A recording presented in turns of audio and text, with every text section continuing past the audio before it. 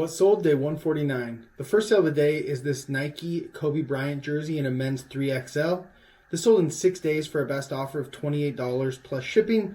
Wasn't sure exactly where to price this one because it was so distressed. Had so many stains and marks and flaws, and like the stitched in lettering was super destroyed. So in very poor condition, but I did pick this up at the flea market knowing that it was in poor condition, but thinking that it still had a decent amount of value. I probably paid around $10 for it. And the fact that I sold it pretty quickly for $28 in this condition, very happy with that. If you can find one like this in great condition, then you're probably looking at least double that, if not more.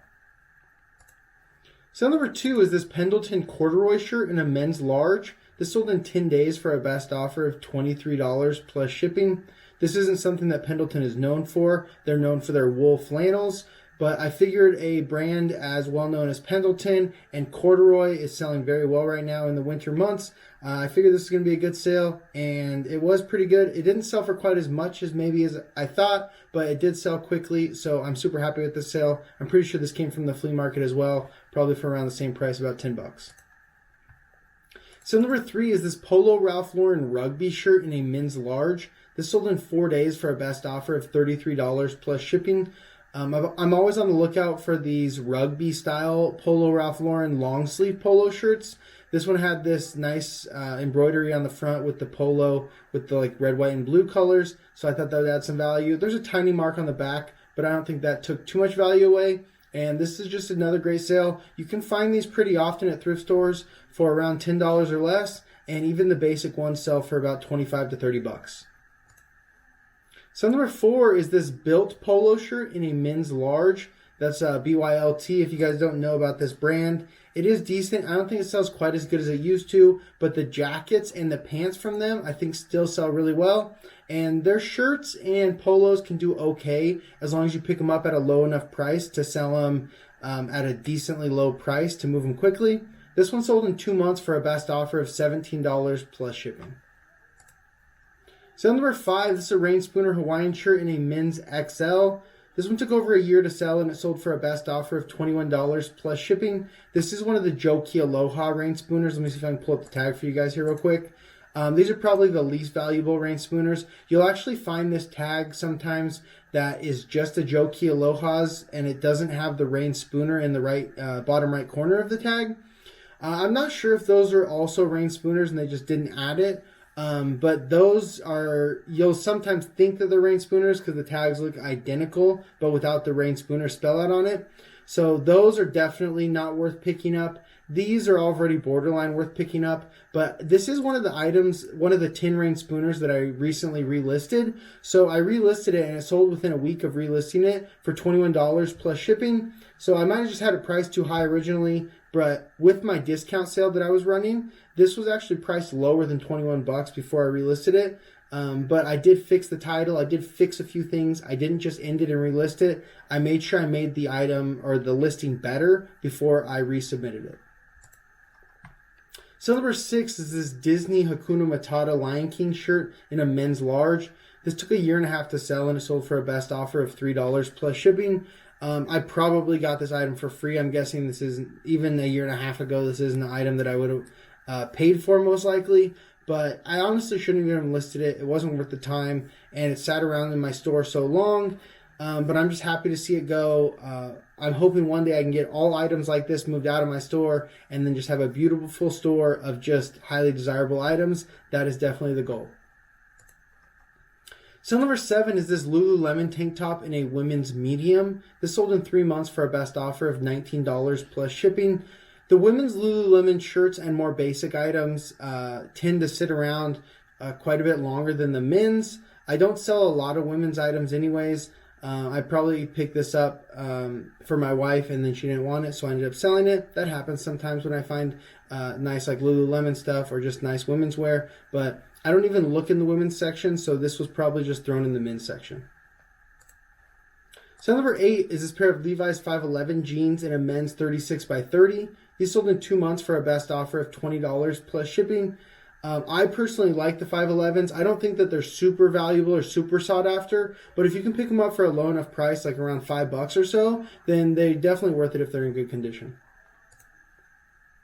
Sale number 9 is this Polo Ralph Lauren cable knit sweater in a men's large.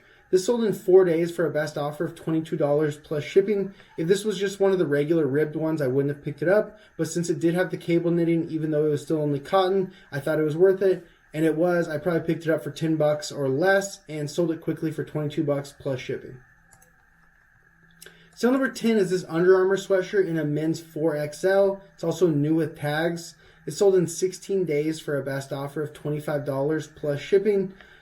Basic Under Armour stuff that is new with tags is a little bit more desirable, but overall, Under Armour stuff in general is not that good. There are some sublines and different things within the brand that are good, but for the most part, most of their stuff sits around. I think it's just a little bit too oversaturated, but being this wasn't a big size and new with tags, I picked it up and it did sell quickly. Sale number 11 is this FootJoy golf polo in a men's medium. It is the athletic fit one. I think those are a little bit longer and maybe a little bit thinner. I'm not exactly sure. But this one did have the FJ embroidery along the collar. Anytime a FootJoy polo has something embroidered on the collar, it's probably going to be worth picking up. This sold in 4 months for the full sale price of $17.21 plus shipping. Since this was listed over 3 months, it hit the 25% off sale, but still a decent sale for the middle of winter for a FootJoy golf polo. So number 12 is this Yata golf polo in a men's 3XL. I would have left this behind if it wasn't new with tags, but this one was new with tags. Unfortunately, the Goodwill tag or whatever store I picked it up from, I think it was Goodwill, left a little hole here. So that definitely took away some of the value. If not, this probably would have been worth at least $25.